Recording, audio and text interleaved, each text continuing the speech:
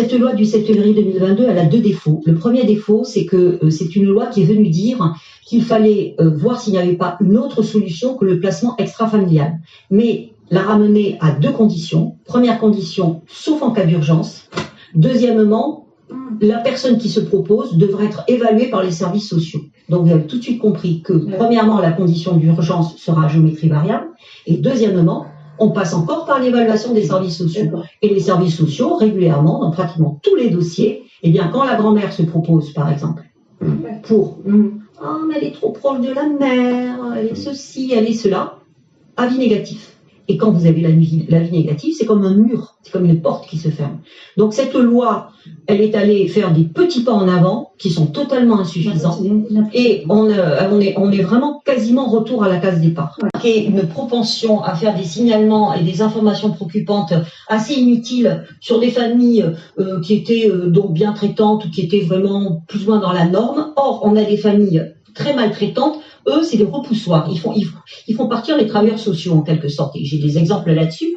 Un exemple très célèbre, c'était l'affaire Inaya. C'est une petite fille qu'on a retrouvée dans un sac poubelle dans la forêt.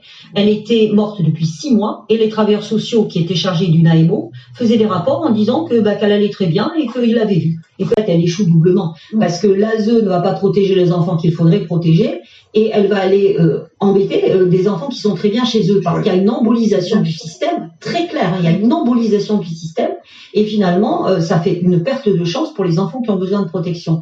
Donc, si vous voulez, il y a un double échec. Et là-dessus, on doit vraiment s'y pencher d'urgence. Et même les enfants qui sont placés. Je pense qu'il y a une lecture très psychanalytique, mais de psychanalyse de comptoir vraiment, dans les rapports sociaux, par les travailleurs sociaux. Pourquoi? Parce qu'il me semble que la psychanalyse, pour eux, c'est une façon d'étiqueter les gens. Alors, on a le syndrome de Munchausen par procuration qui est utilisé.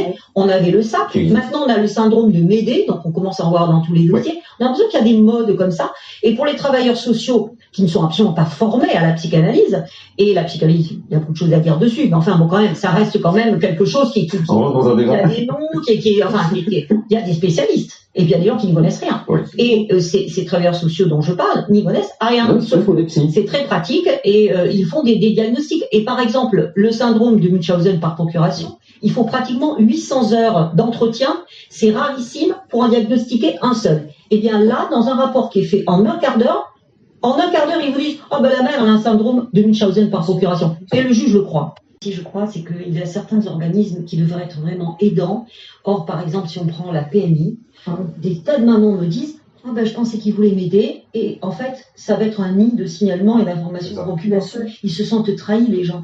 Donc moi, j'ai beaucoup de mamans qui m'ont dit « J'aurais besoin d'aide, mais j'ai pas osé en demander parce que j'avais peur. On m'avait dit qu'à la PMI, ils font des signalements, etc. » Il y a plein d'organismes, CNPP et PMI. Je ne veux pas trop les stigmatiser ce soir, mais c'est quand même une réalité qui sont des machines à signalement et à informations préoccupantes. Donc si vous voulez, si ceux qui doivent aider se mettent à être finalement, pas des traîtres, mais enfin des indiques en direction de la protection de l'enfance et des juges des enfants, je comprends que les jeunes mamans, et quand on voit que sur le plan des personnes ressources dans les familles, parce que les familles, ne fonctionnent pas toujours parfaitement bien, c'est vrai que beaucoup de parents vont se retrouver laissés à eux-mêmes face à des enfants et face à des psychologues. Alors, en liste d'attente, on n'en trouve pas. Quand on les trouve, ça peut être votre pire ennemi.